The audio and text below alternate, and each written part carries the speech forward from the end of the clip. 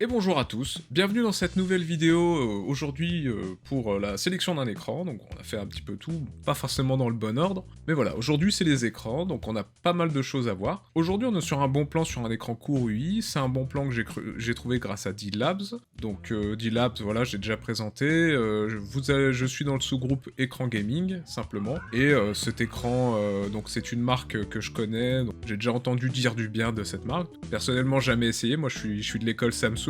Donc voilà, Korui qui a vraiment une marque correcte. Bon plan écran gaming, je vais dans Hot, comme d'habitude, et là je peux voir tous les bons plans d'écran gaming. Donc on peut voir qu'il y en a certains abusés, mais c'est expliqué pas ce que c'est de l'OLED, on y reviendra après. Éventuellement, encore une autre présentation, un outil incroyable, Keepa. Donc Keepa, c'est une extension de navigateur, disponible sur tout navigateur, donc là je suis sur le Chrome, c'est aussi disponible sur Firefox, etc. Donc ça vous affiche un petit tracking en fait du prix et de l'évolution du prix dans le temps. Si vous allez sur le site aussi, bon, qui est un petit peu plus fouillis sur le site de Keepa, mais vous pouvez voir tous les bons plans qu'il y a en ce moment, etc. Mais vraiment fouillis. Donc on peut voir, voilà, il y a ça. Et si jamais, par exemple, vous voulez surveiller, par exemple, cet écran-là, il serait repassé à 250 € et vous vouliez ce prix-là, mais vous l'avez loupé, bah vous pouvez aller dans Tract Product et dire, bah voilà, le meilleur prix qu'il y a eu ces derniers temps, je le veux à 167 €, tac tac.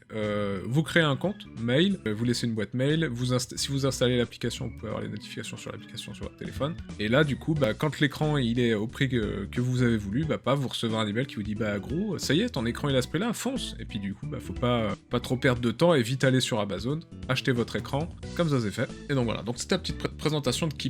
Donc, au niveau de la sélection d'un écran, donc ce qu'il faut regarder en tout premier, bah, par exemple, ça va être la marque. La marque, ici, voilà, moi je sais, je vous le dis, c'est une marque réputée correcte. Évitez les marques chinoises vraiment douteuses, essayez peut-être de vous renseigner avant, mais voilà, par exemple Samsung, les écrans Samsung, pas grand-chose à craindre, Acer, pas grand-chose à craindre. Des marques qui sont connues, bah, on ne devrait pas avoir trop de soucis. LG, très bonne marque d'écran aussi. Absolument regarder quand vous commandez un écran, le type de prise que l'écran va avoir pour pouvoir brancher votre ordinateur, votre console de jeu, etc. Il faut absolument regarder ça en premier, simplement parce que du coup, si vous commandez un écran qu'il est parfait et tout vous convient, mais que du coup, il n'y a pas la prise pour brancher votre Wii ou votre Nintendo Switch ou votre ordinateur, qu'importe, si vous pouvez pas vous brancher sur votre écran, il va falloir mettre un adaptateur. L'adaptateur, ça marche, il n'y a pas de souci. Par contre, ça fait un intermédiaire en plus dans la transmission du signal. Ça fait un intermédiaire en plus qui peut tomber en panne. Donc, c'est pas vraiment ce que je vais recommander. Ensuite, la deuxième chose qu'il va falloir regarder, c'est la taille en pouces. Ici, par exemple, je suis sur un écran 27 pouces.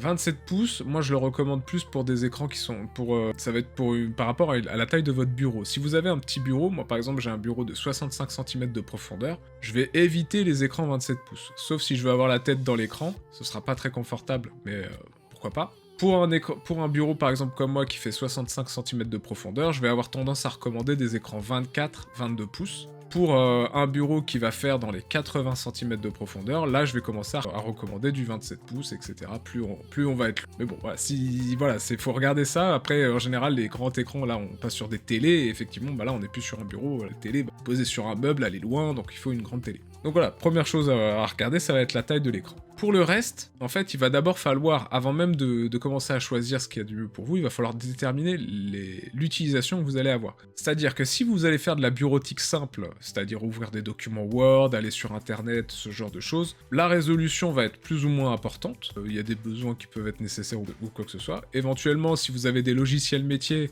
pas hésiter à regarder sur les logiciels, si c'est par exemple un logiciel de compta ou ce genre de choses. Parfois, les logiciels peuvent vous recommander des tailles d'écran spécifiques, des écrans avec... Là, par exemple, on est sur un écran 16/9, donc un écran rectangulaire. Ils peuvent parfois vous recommander des choses un petit peu spécifiques là-dessus. Pas hésiter à regarder si sur les prérequis logiciels que vous allez utiliser, s'ils recommandent un type une résolution ou une autre.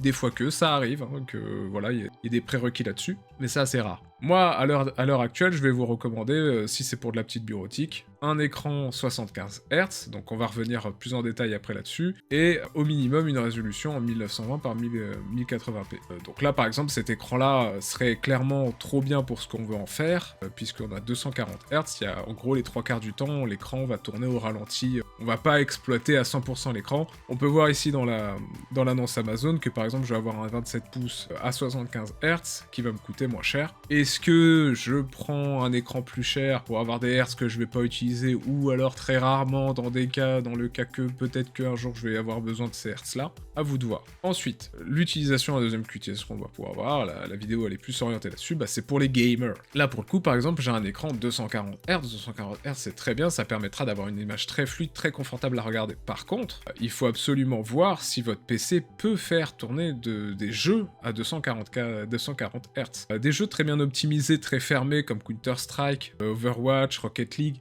donc voilà, des petites arènes comme ça. Vous pouvez facilement atteindre les 120 Hz et plus, avec une configuration qui sera OK. Dans tous les cas, ce que je vais vous inviter à faire éventuellement, c'est de regarder des vidéos de benchmark, voir les nombres de FPS qui sont atteints, simplement. Là, 240 Hz, ça veut dire qu'en gros, je peux monter jusqu'à 240 FPS, pour faire simple. Si mon PC me permet de n'avoir que 60 FPS, votre configuration actuelle ne permet d'avoir que 60 FPS, que vous avez un budget limité, dans ce cas-là, je ne vais pas vous inviter à apprendre cet écran-là, qui va avoir 240 Hz, donc c'est pareil, comme pour l'utilisation bureautique, vous allez avoir un écran beaucoup trop... vous allez avoir un écran qui ne sera pas adapté à l'utilisation finale que vous allez avoir sur votre utilisation, et du coup, c'est un petit peu dommage, vous allez payer un écran plus cher que ce que vous avez réellement besoin. Donc ça aussi à voir, donc ça en gros, va falloir prendre en charge la résolution, donc on va y revenir après, et la fréquence d'affichage, donc les images par seconde. Donc ça va être à déterminer, donc faut que vous fassiez le point dans la vie d'un homme ou d'une femme, il faut faire un moment le point dans sa vie, qu'est-ce que j'ai besoin comme écran, il faut que je compte mes FPS, il faut que je vois ma résolution. Donc, pour déterminer ça, donc la fréquence d'image, donc comme je l'expliquais, c'est assez simple. Ici, j'ai un écran 240 Hz, donc je peux avoir 240 images par seconde. Est-ce que dans l'utilisation finale, je peux atteindre les 240 Hz par seconde? Si oui, cet écran-là est bien pour moi. Sinon, non, il est pas bien. Aussi simple que ça. Bureautique, si vous avez au-dessus de 60, voilà, c'est très bien. Faut imaginer qu'en gros, quand vous alliez voir un film au cinéma, on était en 24 images par seconde. Si vous vouliez regarder des films sur votre écran, 24 images par seconde suffisent. 60 pour les contenus les plus modernes, ça sera très bien. Après 120, etc., là, des films en 100 FPS, ça va être assez rare. Comme les jeux vidéo, au final, les jeux que vous allez pouvoir faire tourner facilement à 120 FPS, ça va être des jeux assez rares, ou alors si vous faites des jeux type Counter-Strike ou Overwatch, comme je disais tout à l'heure, des choses que vous allez pouvoir voir souvent. Ensuite, la résolution. Donc là, pour la résolution, j'ai des petites infographies qui vont pouvoir me permettre de vous expliquer plus simplement ce qu'il faut regarder. Donc vous voyez ici, j'ai différents cadres. Donc chaque cadre, en fait, correspond à une résolution d'affichage. Donc on commence par le plus petit, donc HD, donc on est en 1280 pixels par 720. Donc c'est-à-dire qu'ici, j'ai 1280 pixels, et ici, j'en ai 720. À l'heure actuelle, c'est peu, et du coup, plus on va souvent recommander le Full HD maintenant, donc 1920 par 1080. Donc ça, c'est la résolution vraiment la plus standardisée à l'heure actuelle. On est en 2023, fin 2023 quand je fais cette vidéo, c'est vraiment la résolution la plus répandue. On commence à avoir de plus en plus de QHD, qui là aussi, vous voyez, est toujours plus grand. La 4K, en général, on passe pas trop par la QHD, on passe direct à la 4K, en général, à l'heure actuelle, qui est beaucoup plus grande. Vous voyez que je peux faire 4 écrans Full HD, et ça me fait un écran 4K. Voilà, voilà, on en est là.